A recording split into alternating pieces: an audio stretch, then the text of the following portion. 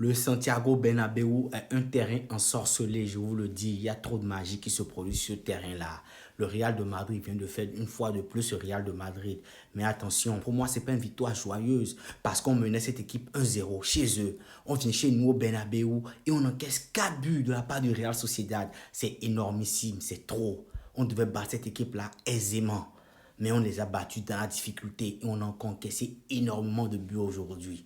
Et pour moi, c'est le problème de ce Real de Madrid. C'est pour ça que je dis, si vous êtes cardiaque, ne supportez pas le Real de Madrid cette saison. C'est pas possible ce qu'on nous fait. Alaba qui nous fait un doublé. Heureusement, on vient de se qualifier.